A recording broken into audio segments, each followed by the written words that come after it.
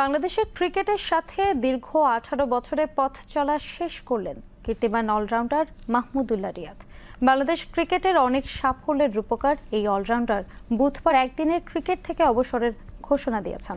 বিস্তারিত রায়হান মাহমুদের প্রতিবেদনে। বাংলাদেশের ক্রিকেটে বর্ণাঢ্য পথ চলার ইতি টানলেন অলরাউন্ডার মাহমুদুল্লাহ রিয়াদ। দীর্ঘ 18টি বছর দেশের ক্রিকেটের সাথে জড়িয়েছিলেন তিনি।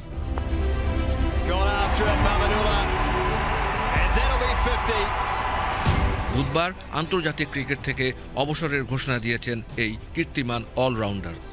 ফেসবুকে নিজের স্বীকৃত পেজে মাহমুদুল্লাহ তার বিদায়ী বার্তায় লেখেন, সকল প্রশংসা একমাত্র সর্বশক্তিমান আল্লাহর জন্য। আমি আন্তর্জাতিক ক্রিকেট থেকে অবসর গ্রহণের সিদ্ধান্ত নিয়েছি। টেস্ট ও টি-20 থেকে আগেই অবসর নিয়েছিলেন 39 পেরিয়ে যাওয়া মাহমুদুল্লাহ।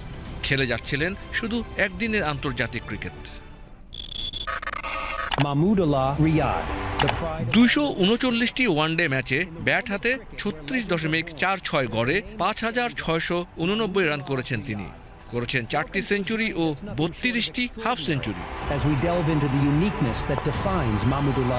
50 ওভারের ক্রিকেটে বল হাতে মাহমুদুল্লাহ 46.45 গড়ে শিকার করেছেন 82টি উইকেট। আইসিসি চ্যাম্পিয়ন্স ট্রফিতে বাংলাদেশের স্কোয়াডে ছিলেন মাহমুদুল্লাহ। তবে পারফরম্যান্স ভালো না হওয়ার কারণে চাপ বাড়তে থাকে তার উপর। গত সোমবার বাংলাদেশ ক্রিকেট বোর্ডের 2025 সালের কেন্দ্রীয় চুক্তি থেকে নাম প্রত্যাহার করে নেন তিনি, কারণ তাকে রাখা হয়েছিল বি ক্যাটাগরিতে।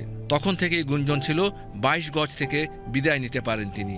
শেষ পর্যন্ত সেটি সত্যি হলো।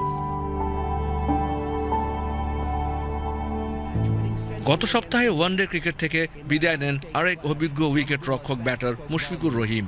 সেটার রেশ কাটতে না কাটতেই বাংলাদেশ ক্রিকেট অঙ্গনে আবার বেজে উঠেছে বিদায়ের সুর। Raihan Mahmud, BTV news.